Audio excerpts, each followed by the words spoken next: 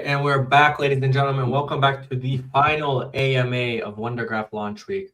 We saved the best for last. I mean, this whole week we've had fantastic guests, and we're super excited. And for those of you that are probably going to ask in the comments, yes, Jens is in a park right now because his kids are asleep in the hotel room. So that is not a virtual back. There's actually somebody walking right now in the back. Check this out.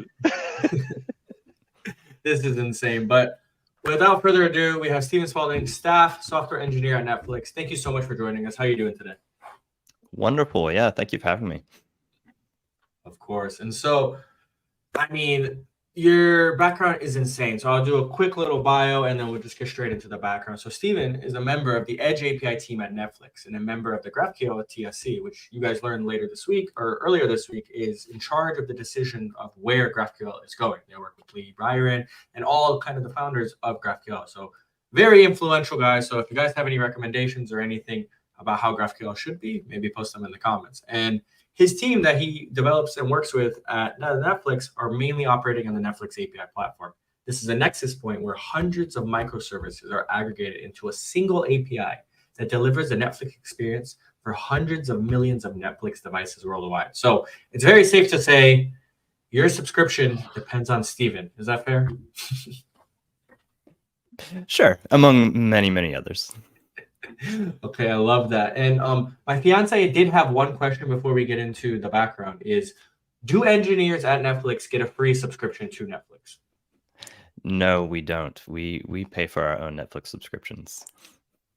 That is unbelievable. Okay, I cannot wait to share this with her. So you should be able to afford it, I guess. Yeah, I don't know if I should admit this, but when I started at Netflix, I didn't have a Netflix subscription. Like my wife and I used my mom's, and it was about a month after working there that I was like, well, I was afraid to ask if we get a free subscription or not, and it's like I don't know, but I should probably have my own. This is weird. So I do now have a Netflix subscription. I'm still at my parents', and I moved down maybe like 6 years ago, and I don't plan on ever getting my own, but please don't tell Netflix that so they don't activate the switching. But awesome. Okay, so let's kick it off because you have a fantastic background. So you attended Mercer University in Georgia, where you got a Bachelor's of Science in Engineering, and then you went to Georgia Institute of Technology, but in France, where you got a Master of Science. So, I mean, walk me through that. You decided to go to France, and then you ended up staying there and working for GE Healthcare. So, I mean, like, why did you decide to go to France, and what did you learn there, and just like walk me through all that? Yeah. So I was finishing. So I was studying electrical engineering in my bachelor's, and then getting ready to graduate. And at the time, I kind of saw grad school as like the snooze button of life. Like, what am I going to do for the rest of my life? I don't know, but I can just like do school for another year or two. And so there was Georgia Tech is a state school in Georgia, and I applied there, but they had this option on their application to would you like more information about our Georgia Tech Lorraine program? It's in France. It's like, that sounds cool. Turned out they have a special scholarship that's available that'll like pay for your studies, and the only catch is you do the whole thing in France. And so I was like, that sounds great. What's the catch? Minor detail, I don't speak French. And they said, no worries, you'll learn. It'll be fine. And but there is a minor catch. Like you have to do the remainder of your program at a French university and like defend your master's thesis in French. And if you don't complete the program, you have to like give back all the scholarship money that they covered for like 2 years of studies. So it's a good motivation to like learn learn French. I mean, yeah, that's definitely a good motivator. And so now we can say you're fluent in French. I was afraid to say fluent, but by American standards, certainly. Okay. But by French standards, je sais moi. So we will count that, and I mean that's fantastic. And so after that, did you move back to Tennessee and you started working for Tennessee Valley Authority as an instrumentation and control engineer? So I'm not familiar with that, but did you transition into electrical engineering, and what is Tennessee Valley Authority? Yeah. So yeah, in France, I was I did a stint at GE Healthcare, which was more kind of what I'd been studying, which is signal and image processing, doing image processing for X-ray, 3D X-ray machines. But then decided to move back closer to home and family without much of a plan, really. And so I got a job as a host at a restaurant. And there's not like tons of tech jobs in East Tennessee, but the Tennessee Valley Authority, which was power utility, started by FDR during the Great Depression. They have engineering roles, so I needed a job, so I started working there. And that's fascinating because when I'm looking on your resume, it says you wrote nuclear fuel code in Python and Fortran. So I thought Fortran was just a myth because of like my growing up and our professors would talk about it. But I mean, you worked on some pretty important stuff. You were there for a while. You wrote nuclear core monitoring systems across 6 nuclear units. I mean, that's some pretty important stuff there. That's also a little bit of scary stuff, no? It is, yeah. And yeah, I had not studied Fortran. It's pretty hard to find that, in schools these days. But yeah, this is what these systems are written in, and that's a lot of the systems that run core infrastructure that we depend on every day is Fortran, COBOL, and a lot. You'd be surprised how much of it's still running. Let me ask a question on this. Very interesting. So when I write code these days for API gateways or stuff, I have a test suite and I run some tests. It's definitely not complete. It definitely has bugs. And if it doesn't properly work, one of our customers will send a message on Slack and say, hey, I have a little bug with my gateway here. So when you write Fortran for I don't know what machines, it's not that someone writes you a Slack message and says, hey, there's a little bug here, but actually like horrible things can happen.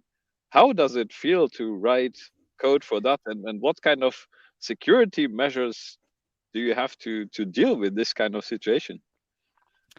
Wow. Yeah. So it's a very different paradigm than developing code like for the cloud. So the code that I write that operates for the core systems in the plant, basically like at Netflix we deploy every day, right? So there we would deploy per nuclear unit about every year and a half, because that's when it goes down for refueling. The only time you want to shut a nuclear plant down is when you have to replenish the fuel. So that's about a year and a half. So that means the software you're writing, like you're preparing, these patches and things for like a year and a half. So the testing you do has a lot of process behind it. There's a lot of process to try to reduce human error as much as possible. And so you write a test plan that gets reviewed by directors and all these different people, and then you do the test, and I would actually print out my code, and it would be like reviewed with like highlighter and stuff on paper, and because it's pretty old school. Sounds like punch cards. Yeah, I mean it's a very slight evolution from punch cards, basically. And then security is something that I mean it was evolving even while I was working there. But basically we air gap the systems running inside the plant, so you can't live update the code because there's no network connection. There's a one-way connection, which is I could talk about this the whole hour, but you have what's called a data diode, which is a fiber optic connection that is broken intentionally. On one side, you have a sender, and the other side, you have a receiver. So you can only send data one way. So that allows us to get metrics out of the internal systems, but it's literally like impossible to get any signals back in. Now this has challenges, like TCP relies on an ACK, so like you have to fake that, and it's messy. But so that's the security. and then like to get software in, it's like I would maybe bring it on a thumb drive and then pass through like metal detectors and pass the guys with the semi-automatic weapons and into the bowels of the plant to where I can do this code. And then on some systems, if I couldn't get approval for that thumb drive in time, because that could take weeks, if there's something pressing, I actually printed out code with a checksum, and then with hearing protection in the bowels of the plant, typed in this code that I'd written, and make sure the checksum matches, because we can't plug a thumb drive into those systems. That's insane. I don't know. It's really a different world, and I know we want to talk about GraphQL and other things, but you caught my attention. You're faking TCP because you cannot send ACKs back. That's hilarious. So you have kind of like a router device or something, and it sends ACKs back, or how would it work? Yeah, exactly. And then I was experimenting with forward error correction to be able to still get data through reliably. So forward error correction is something that it's used like if you're talking to a satellite or something where you can't wait for an ACK. Also in like HTTP3 quick, if you're using like UDP, then you can do that as well. And it's used in CDs and like DVDs. So like if you scratch, you miss data. Basically, the idea is you can have a little bit of redundancy in the data you're sending through, so that if some gets dropped, you still get the whole message through. Yeah, it's a very interesting topic. Like a while ago, I think there was a blog post from, what is it? I think Tailscale or something, and they were writing about NAT, or I don't know. I'm German. I say it probably wrong, but netting or whatever you call that. It's a very interesting topic if you want to create like peer-to-peer connection, and you need to net through multiple layers and all this kind of weird problems you can have. It sounds a bit similar like your TCP faking.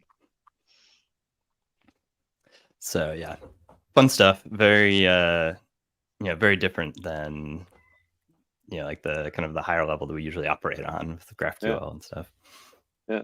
Cool. It's a perfect transition into, after that, you were there for a while, you transitioned as a senior software engineer to OpenTable. And fun fact, I am highly rated on OpenTable, that my review goes to the very top. So I don't know why, but I have this weird power that I can, if I post a review that's negative, restaurants will literally reach out to me and be like, Stefan, please come back. We'll give you a free meal. Like, please. So I know, guys, watch out. But so talk to me about OpenTable. This was definitely a more modern stack, I hope, right?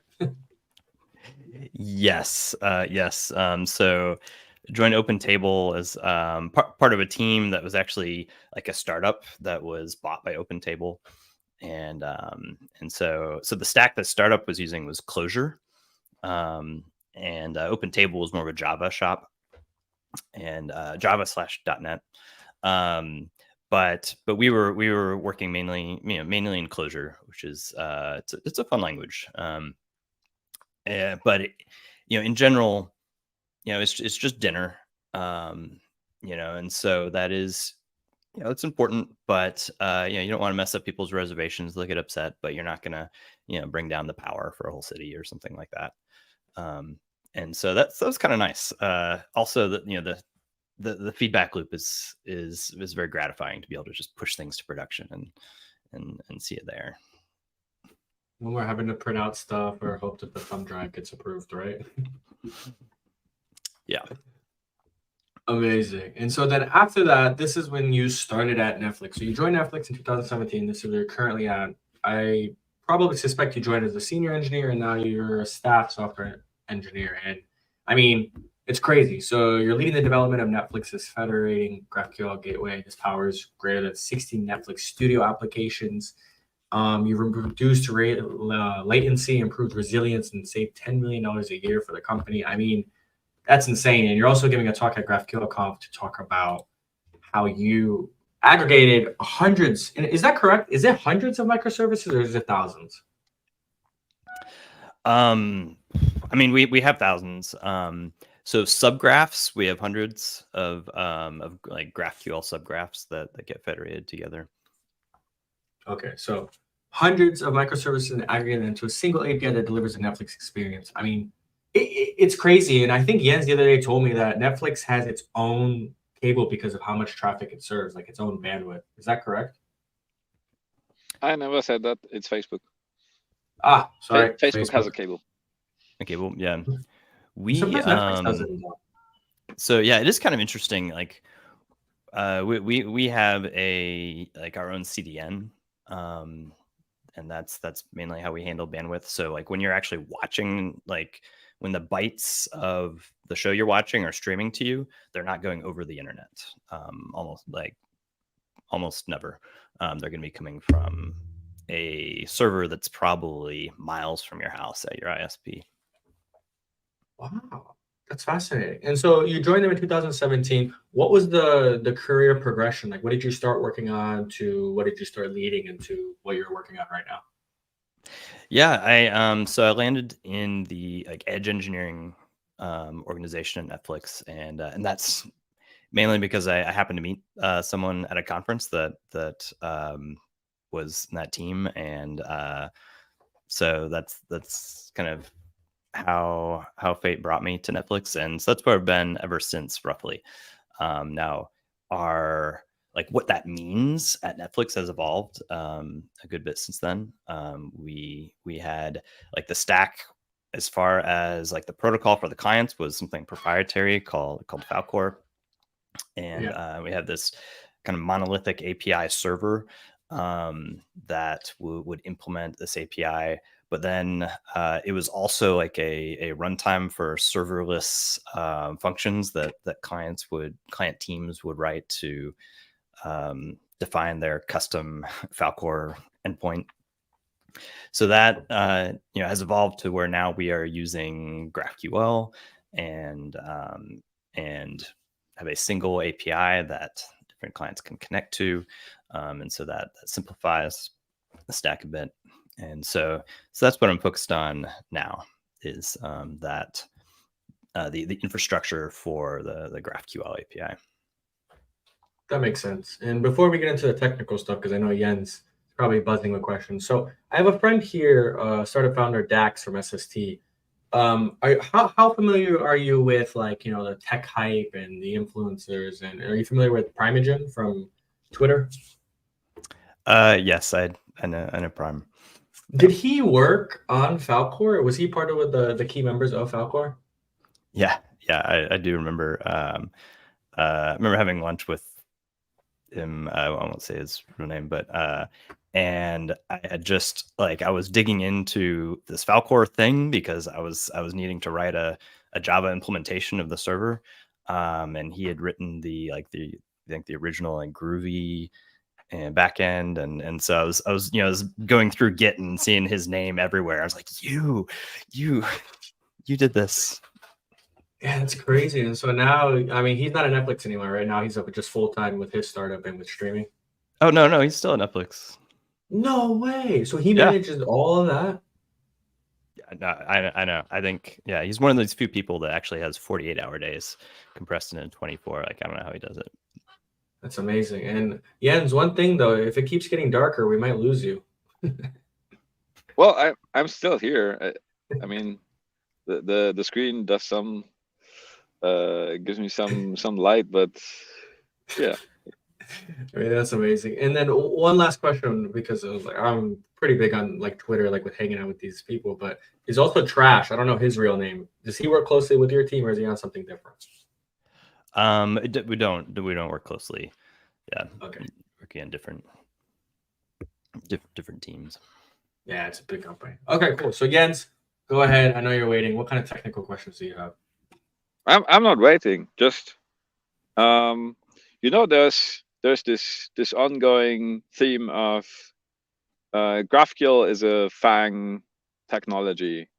Like some people, I heard people on Twitter say. what actually is, because we like, like we love to say on Twitter, oh, you don't need this. This is Netflix scale. This is a Netflix scale solution. But I think most of us, we have no clue what we're talking about.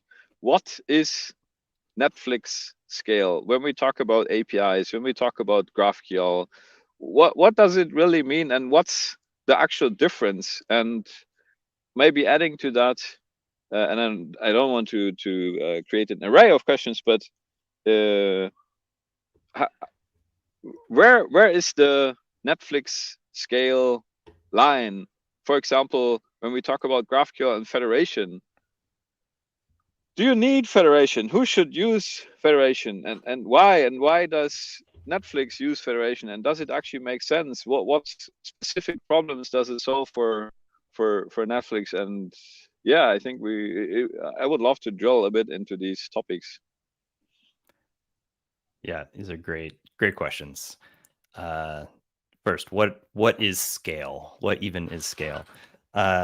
So I think that it's important to differentiate different types of scale. That scale has different dimensions, we could say. So what is often thought of when you're looking at scale is like the number of users that you have, connecting to your service. Say, number of concurrent users, number of monthly active users, whatever. That kind of scale. But for an API and for an API technology, I think that there are other dimensions that can be actually more important than that, and that is like the number of developers you have that are working on your system, and then also the complexity of your system. Kind of the the inherent complexity of the thing that you're building. And so Netflix, along these axes, say we have, I'd say a moderate number of users. I mean, I guess it's all relative, so hundreds of millions, but not billions. So like Google and Meta are kind of like another order of magnitude there. And then also in terms of number of developers, we have thousands, but we don't have tens of thousands. So also like we're kind of an order of magnitude smaller than like the Meta and Google's there. But then that's also very different than most startups. You're not going to have typically thousands of developers working on a single application. Now, as far as the complexity of the thing we're working on, Netflix, like the experience is very simple. We try to keep it that way, as simple as possible. You're there to be entertained, not to mess with configurations and features and stuff. But it's it's evolved quite a bit, and as things evolve, the implementations can become very complex. A lot of the complexity there is in our recommendations and like how we customize it. So every detail is either customized for the user or like tested on. A/B testing could be happening anywhere in the UI, and also like say you see an image for a show that you want to watch for, say, One Piece. The image that Stefan sees might be different than the one that Jens sees, depending on other things you've watched, what aspect of the show we think is going to speak to you. So we then have a lot of services that do these different pieces of the UI. And now microservice architecture is one way to handle this complexity. It's not the only way to do it. You have companies like Meta is I think a prominent example of having a pretty large monolithic core, and that can work, but you kind of your engineering stack at your company evolves differently if you're taking that approach. You need a lot of tooling to make that work well. We took a different approach early on with microservices that allows our teams to operate independently. And so that the complexity introduced there is where I think federation starts to become really useful.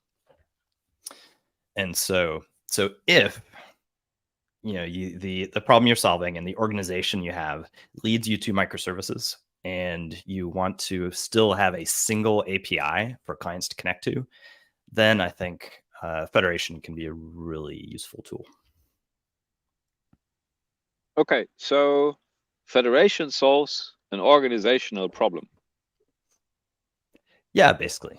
Yeah, and microservices in general are primarily solving an organizational challenge. Yeah. And do you have some ideas or experience or guidelines when is a good starting point to start a microservice or federated? I mean, at the end of the day, federation, it's really microservice architecture. The way you implement it, yeah, we can also build REST APIs and they can have links, or we can find some spec how to merge REST APIs or gRPC APIs or its APIs, turtles all the way. But when should you do microservices? What are indicators or I'm not sure if you felt that, like, maybe I'm completely wrong, but have you been at Netflix where there was just a monolith and you felt or you were part of the process of, or the where you felt we need to change something? Like, how does it feel when you need microservices? This is what I want to ask. Gotcha. Yeah. Well, we saw that with our API server, because we had one small team that was operating this, but it had code from a lot of different domains that would be either in the server itself or in, like, we'd bring in this is written in Java, so we'd bring in like Java jars libraries that would implement code that we'd be bringing in. And so we had over 1,000 of these dependencies that were like just the Netflix ones, not talking about like open source dependencies. And so that means the code running on our server is coming from hundreds of engineers that are contributing that we're bringing in. And there's there's a bug introduced. We see it at runtime, but then we have no context on like why this change was made or when, but yet we're the ones on call, because our operations model is that the team that owns the service is on call and responding to incidents. But we have incidents in areas that we just have no context on what the problem actually is. And so that was one of the problems that we're trying to solve, is that that operations problem, so that you can have the team that understands the domain also operating that code. And so one way to approach that is to have your, like, still, we could still have a monolithic API server and have thinner clients. So we're just doing gRPC or something to these clients. But there's a lot of cases where you need a lot of logic that's bringing these things together. You need aggregation logic. Someone's got to write that. Someone's got to own it. Especially when you're concerned about resiliency and you're concerned about what if we can't get a recommendation for the best image to show you. Kind of intrinsic to the Netflix app is that this is entertainment. We want to show you something, even if we can't give you the best recommendation. Maybe we can't give you a recommendation at all. So we'll just say, hey, here's one piece. Everyone loves it. You're probably going to like it. We'll just show you that. We're just going to have a fallback for that. And so this kind of pushes that logic higher up. And so it's harder to have like the clean microservice boundaries. And so that led us to want to split apart the API server. So generally, I'd say, a rule of thumb is fewer servers, fewer services is better, and so I would always start there. But if you have a lot of different teams that are all trying to contribute to one thing, then it can be useful to have their own service for this team. Yeah. Okay. So a while ago, we met one of your colleagues. Stefan, do you remember the name? I'm so bad with names. He did a presentation on the Netflix stack and some kind of tools. Something with T. Was it Tejas? Yes. Yes. Mm-hmm. Exactly. So we spoke to him, and he gave us some information about the stack. One thing that I found interesting is, do I remember correctly? You have a federation gateway or router written in Kotlin? That's right. Mm-hmm. So you have your own router. Why do you have your own router?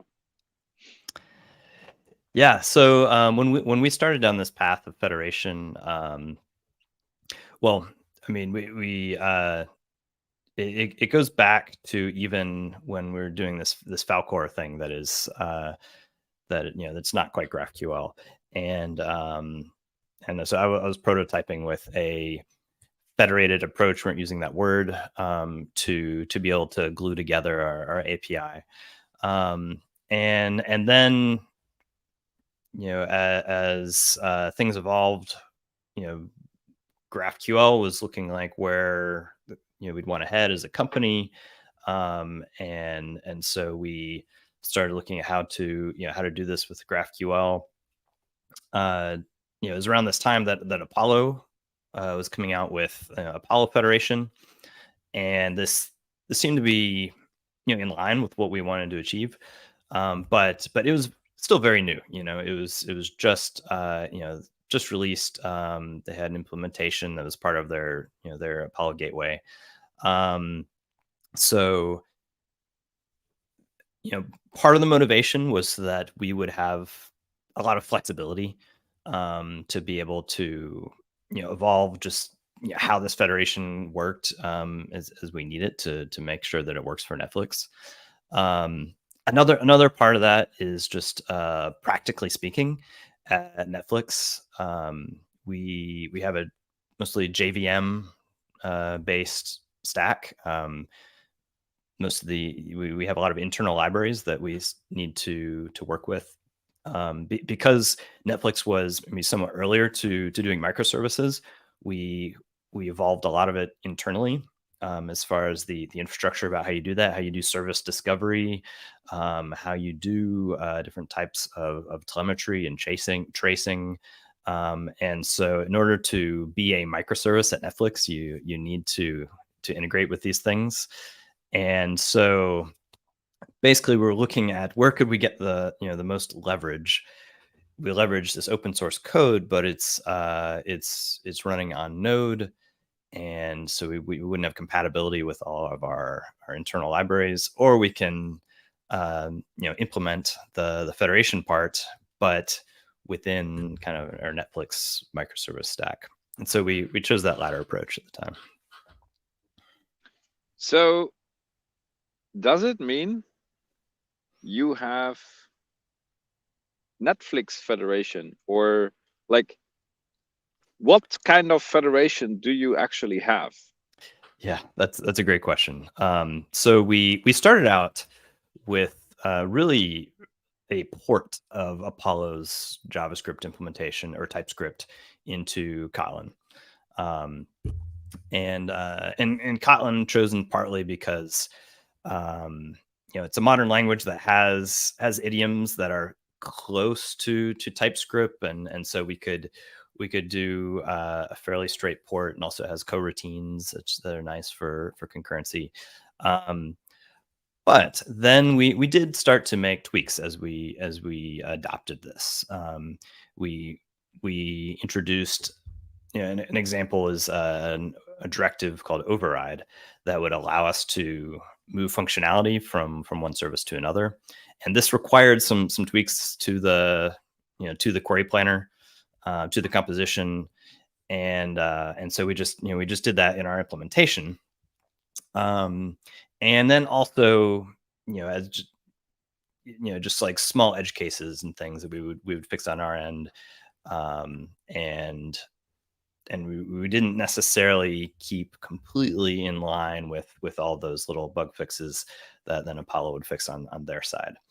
And so we kept discussions going on with Apollo all throughout this, because the motivation for using Apollo spec was because we didn't want it to be just a Netflix thing. We the reason we were moving to GraphQL, a big part of it was to be in line with the greater community outside of Netflix, and with Federation we wanted to do the same. We didn't want to just invent our own, and so we worked with Apollo on getting some of these things in, and some of the changes that we wanted to do, such as relaxing ownership of a type so that you can move entire types between services, required more than superficial tweaks to the algorithm. And so this led to Fed 2, Federation version 2, as we know it. So Federation version 2 brings in some of these tweaks that we had made, but also kind of moves it in the direction of where we wanted to, with a little bit more flexibility. And so whereas Netflix today, today we are running on our own router, but we have made our subgraphs compatible with Federation 2. And so I guess I would call what we have like Federation 1.5. But we are actually working right now with with Apollo's router, because we see value in using an open source, using an implementation that isn't bespoke to us at this stage, because we don't see ourselves needing to make a lot more tweaks to kind of the core of how Federation works. It's now kind of a little bit more fully baked at this point. And so we're thinking it makes sense now to move away from our internal implementation, move on to something that is shared by other companies in the community and such. Okay, so this, what you say, the current version, Federation 1.5, I guess 1.4 is the last, and that's a little joke. But 1.5, is there anything where you diverged from the original Federation spec, where you added something? There's like this override was an example where we diverged, and in fact it's very similar to the way override was implemented in version 2, but it's just slightly different. And so we've, in order to make it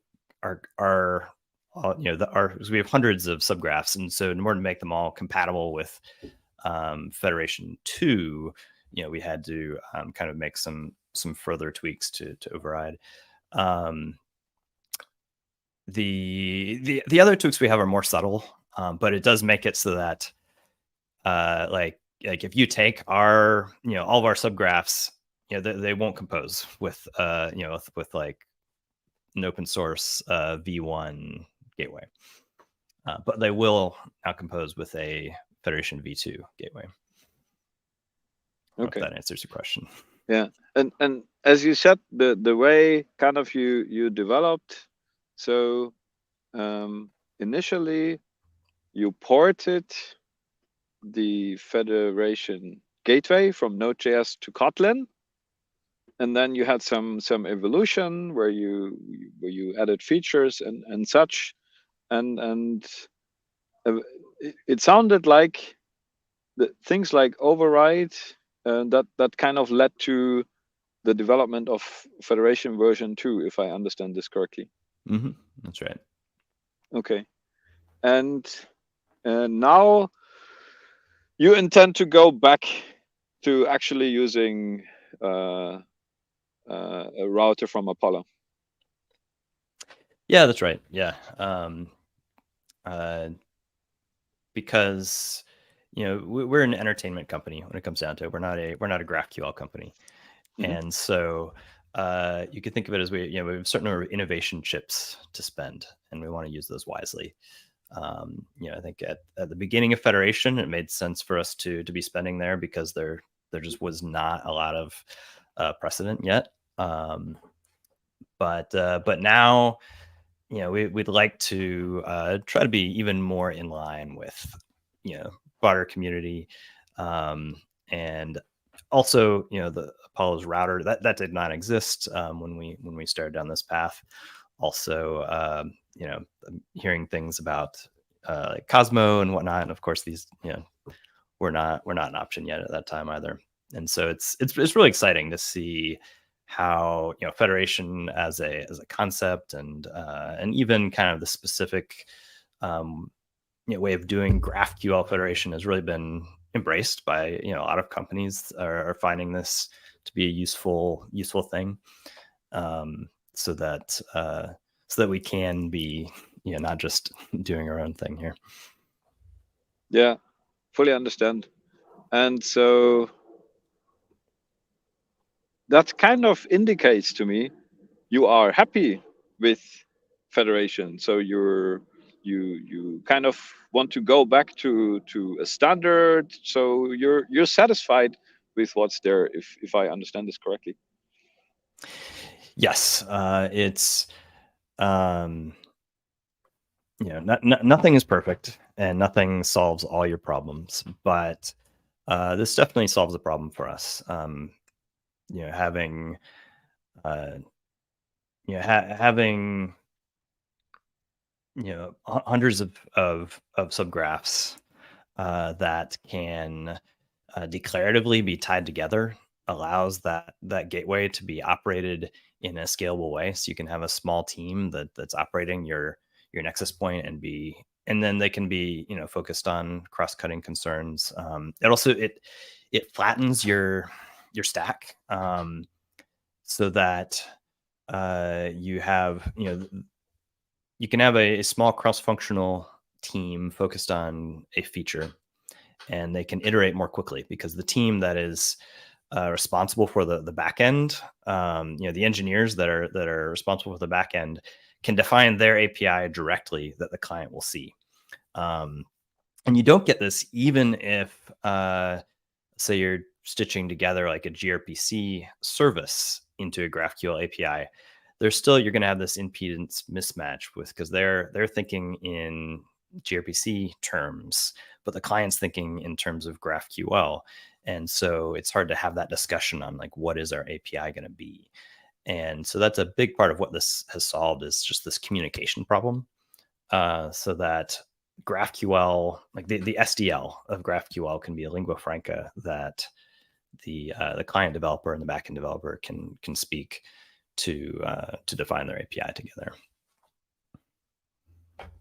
Yeah, which I think is also one topic we hit with Teas is the question of, do you want a federated graph or a supergraph?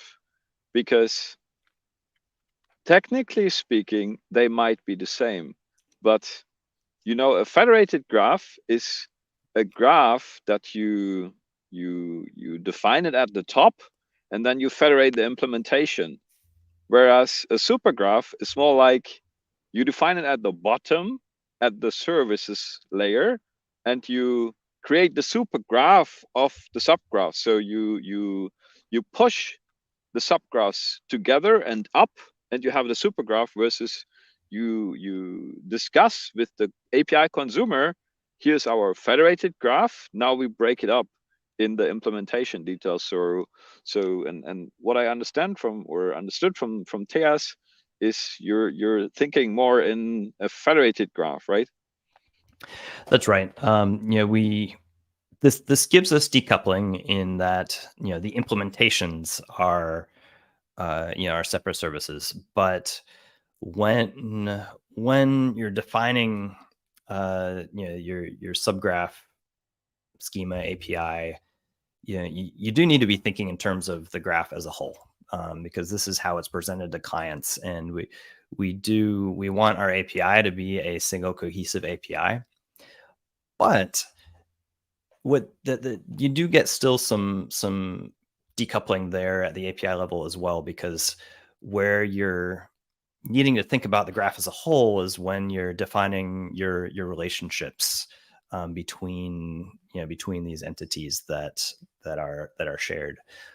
But then, once you have that defined, you can then think about your domain and you're part of the API mostly independently, and so I think that gives a kind of a good medium between the two. Yeah. A bit earlier, you mentioned one of the things that led to Federation v2, and you had this in your implementation earlier, even though it's slightly different. You mentioned the overrides directive, and you mentioned it is about moving ownership. Maybe we can drill a bit more into what problem does override solve, and why is moving ownership of a field, why is it important, and what does it do for an organization?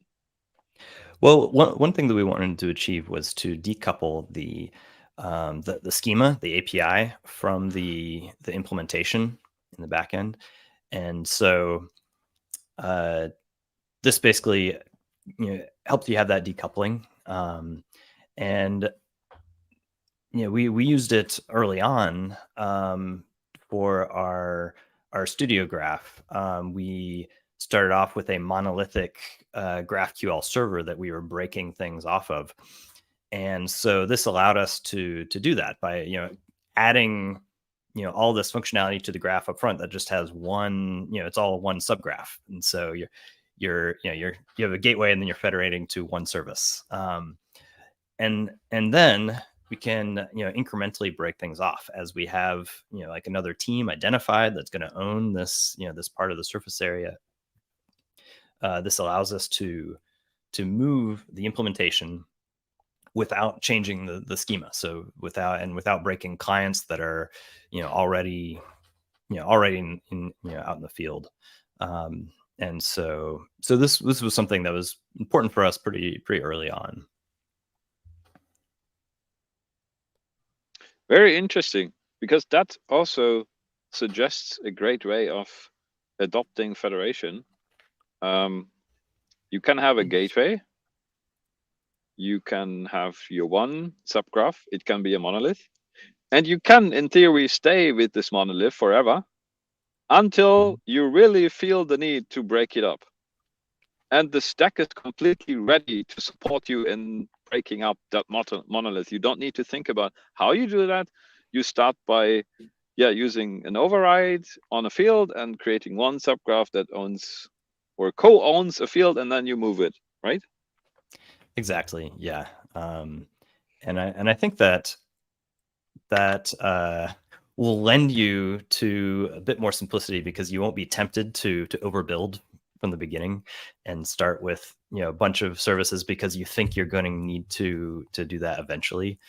It allows you to start simpler. Great, awesome. That's super helpful, especially when you're beginning with federation. Going back to the discussion I had with Theas, he did a presentation, not exactly sure where that was, but he was presenting a bit the evolution at Netflix around GraphQL, and he in this presentation he mentions a couple of tools that kind of I'm not sure what stage they are. Things like GraphHub and others, Graph Doctor, whatnot. What I'm curious about is, with your level of adoption of federation, and you're building these little, I would say, well, not little, but you're building new tools around federation. So what are the problems you encountered? Why are you building such tools? What are the big issues you ran into, and how do you try to overcome that? Yeah. So so Graph Hub, briefly. So I'll focus on Graph Hub and Graph Doctor, two tools in particular. So Graph Hub is basically just a central place that the schema lives, that you can propose changes to the schema, and so it's bringing back some centralization, but only at the schema level, not at the implementation level. But it's you can think of it as a mono repo just for the schema. And then Graph Doctor is basically a linting tool that will suggest changes to your schema. And the problem we're solving here is wanting to be able to scale out development of the schema itself while maintaining cohesiveness of the API and quality of the API. So Federation, allows us to just to scale out the building of the implementation for our API. But you can run into the problem where then the process of defining your schema becomes more fragmented than you'd want it to be. And so this is kind of bringing, going back in the other direction a bit for the schema definition process. Now, there's different ways to approach this. You can, put a gating mechanism where like you have a central, deciding body that is, responsible for the whole schema. Or you can go all the way towards, freedom of subgraph teams to implement their piece. And so we've chosen to go kind of more down the middle, which works well for our culture, where we provide context over control. And so we want to be able to provide the context needed for a team owning, a domain to make a good schema, rather than having a lot of control over that. And so the like Graph Hub basically gives you a mechanism to say, here's a change I want to make, and getting some eyes on that, just like you would for a code PR. Say, here's a change I want to make, I want some feedback. And that's basically what that is. And then Graph Doctor will make suggestions there, also in individual microservice repos, because not all changes necessarily make use of Graph Hub. Sometimes you're just making changes that are kind of isolated, and you still want to have that consistent quality to say, that I'm introducing ID, but I'm using like an int or something, and then Graph Doctor can say, well, we want to be consistent and use the ID scaler. Okay, so it sounds like you mentioned a bit earlier the what was it, innovation coin or something. So you take the innovation coins out of the router, and you put it more into the management pieces. That it sounds like that's where you spend your time, or where you see a potential for improvement, because humans are the most expensive piece, right? Exactly. Yeah. Getting a router in place is kind of the first part, because that has to exist in order to do any of this. But then as that becomes more solidified, it opens up to improving the process. And that's where I think right now there's a lot of room for innovation, really, to find out what works well, like for our organization, and for and then for the community to find commonalities there, and what kind of tooling and processes work well for a variety of organizations. Yeah, no, I really like this idea. This is also something, looking at Cosmo, sometime in the future, I want to implement a process where, similar to what you described with GraphHub, I have like a kind of like a monorepo thing where we have the schema. Someone can propose a change. Maybe you have some sort of ownership of the schema or shared ownership in the schema. Like some people can own or co-own a field, so they get notified like, hey, the type that you own, someone wants to make a change here. So you can work together on that, or you can notify the people who are involved, and then you can propose the change, go through an RFC stage or whatnot. Eventually it gets to a stage where it's kind of like it is ready for implementation, but it's not implemented. So it's kind of like orange light.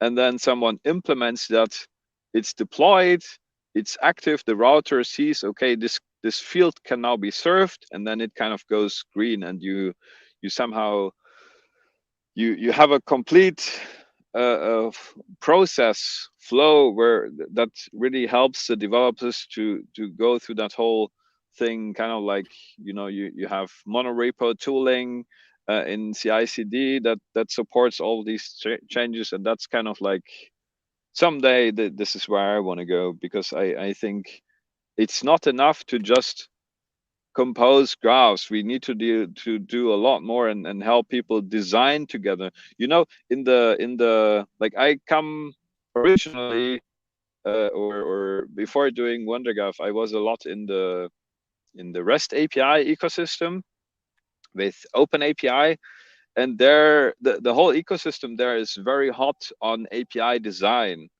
And there's a lot of tooling, great tooling like Stoplight and others, where you can design REST APIs. And I feel like we're doing all these things with Federation about routing and composition and everything and linting. But what about the design phase? I think it can get much better in terms of design. And that's something, once we have the basics figured out in Cosmo, we want to look at designing or building great tooling to help people with the process of designing or making changes and getting them in production. Yeah, exactly. That's an area where there's tons of opportunity there, and like what you mentioned about kind of like code owners basically, but for your schema. That's something we've been playing with as well, trying to come up with a good model for like code owners, but for parts of the schema, so that you can be notified. And then some of the challenges there then are coming up with tooling for processes that then still allow for fast path, in cases where it makes sense to to move more quickly, and also allow for different models like implementation first versus schema first, for the back end, and make make this fit together somehow.